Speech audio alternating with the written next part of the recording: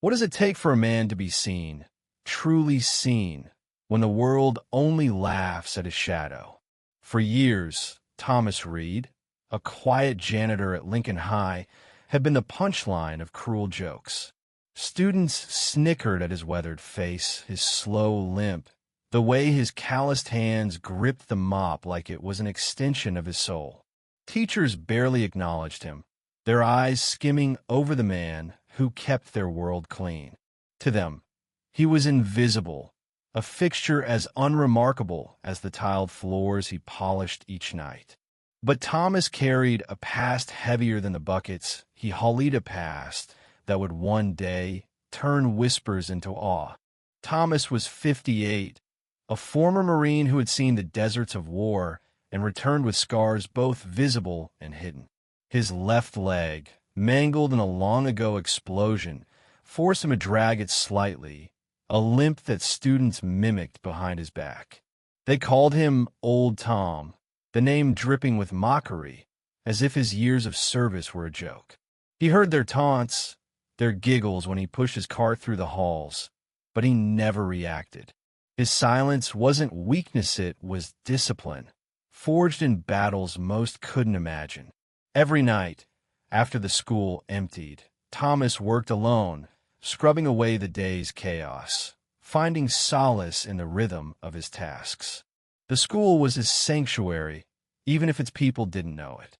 Lincoln High sat on the edge of a small town, its brick walls holding the dreams and dramas of 800 students. To Thomas, it was more than a workplace. It was a fragile ecosystem of young lives, each desk a story, each locker a secret. He noticed things others missed: the kid who hid bruises under long sleeves, the teacher who stayed late grading papers, the faint creak of a door left ajar. His years as a soldier had taught him to read environments, to sense danger before it struck. But no one asked about his instincts. No one cared to know the man behind the mop. One chilly November evening, as the sky bruised purple, Thomas was finishing his rounds. The school was quiet, save for the hum of fluorescent lights. Most students had left for the day, though a few lingered for after-school clubs. He was in the basement, restocking supplies, when he heard a faint thud, not the usual clatter of a dropped book or a slammed locker. It was deliberate, heavy like boots on concrete.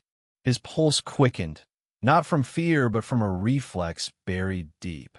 He set down his rag, his hands steady, and listened. Another thud, closer now, from the direction of the back entrance. Thomas moved silently, his limp barely noticeable as adrenaline sharpened his focus. He crept up the stairs, sticking to the shadows. The back entrance was rarely used, locked tight after hours, but he knew every weak point in the building. As he reached the hallway, he saw a sliver of light where the door should have been sealed. Someone had forced it open. His heart pounded, but his mind was clear, calculating. He didn't call out or rush forward. Instead, he slipped into a nearby classroom, grabbing a walkie-talkie left on a teacher's desk. He radioed the front office, his voice low but firm. Lockdown. Now. Intruders at the back entrance. The office staff, used to dismissing Thomas, hesitated. "Tom, you sure? It's probably just he cut them off. Do it." His tone, sharp with authority, left no room for argument. The lockdown alarm blared seconds later, a piercing wail that froze the school. Thomas didn't wait.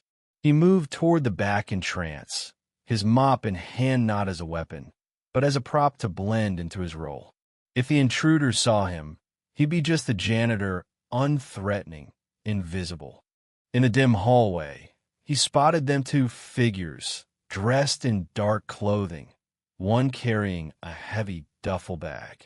They were young, maybe in their 20s, but their movements were purposeful, not the aimless wandering of vandals. Thomas's gut twisted. He'd seen that kind of focus before, in war zones where intent meant danger. They hadn't noticed him yet, too focused on navigating the maze of hallways. He stayed low, tracking them from a distance, his mind racing through the school's layout. The library, where the debate club was meeting, was just 2 turns away. 15 kids, maybe more, were there oblivious to the threat. Then came the twist no one could have predicted, not even Thomas. As he shadowed the intruders, a figure emerged from a side corridor. It was Ms. Carter, the young English teacher, her arms full of books, her glasses fogged from the cold. She froze, spotting the strangers, her face paling as she realized something was wrong. The intruders turned, one reaching into the duffel. Thomas acted on instinct. He stepped forward, deliberately knocking over a trash can, the crash echoing like a gunshot. The intruders spun toward him, startled, giving Ms. Carter a chance to duck back into the corridor. Just the janitor, one of them muttered, dismissing him. But Thomas saw the glint of metal in the man's hand, a knife, maybe worse. Thomas's heart thundered, but his voice was calm, almost bored. You boys lost? School's closed. The intruders exchanged glances, unsure. He leaned on his mop, playing the part of the harmless old man, but his eyes never left the duffel. He was buying time, knowing the lockdown had sealed the classrooms, trapping the students safely inside. The police would be coming. His radio call had ensured that, but minutes felt like hours. He had to keep the intruders distracted, keep them from reaching the library. The one with the knife stepped closer, sneering. Mind your business, old man. Thomas didn't flinch. He'd faced worse than bravado. Ain't my business, he said, shrugging. But you're making a mess I'll have to clean up. The second intruder laughed, but it was nervous, off balance. Thomas's calm was unnerving them. He shifted his weight, his bad leg aching, but he stood taller, his presence filling the hallway. He was no longer invisible. Then, a sound sirens, faint but growing louder. The intruders froze, their plan unraveling. Thomas saw his chance. He stepped forward, his mop clattering to the floor, and raised his voice, not loud, but commanding, the voice of a Marine who'd led men through chaos. You're done here. Leave now, or you won't walk out. It wasn't a threat, it was a fact. The intruders hesitated, then bolted for the exit, shoving past him. Thomas didn't chase them. He didn't need to. The police would handle the rest.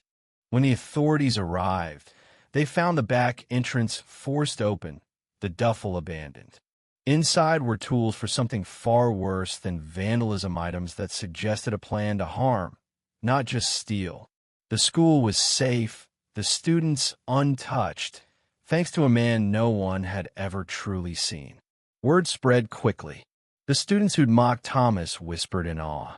Teachers who'd ignored him shook his hand, their eyes wet with gratitude. Ms. Carter, trembling but unharmed, told everyone how he'd saved her without a word. In the days that followed, Lincoln High changed. The taunt stopped. Students began greeting Thomas by name, some leaving notes of thanks on his card. The local paper ran a story, calling him a hero, though he shrugged it off. Just did my job, he said, but his job was no longer just cleaning floors. He'd cleaned away a darkness no one else had seen coming. Thomas never sought the spotlight, but it found him. The school dedicated a plaque in his honor, though he insisted it be placed in the basement, where he worked. He still limped through the halls, still pushed his cart, but now, eyes followed him with respect.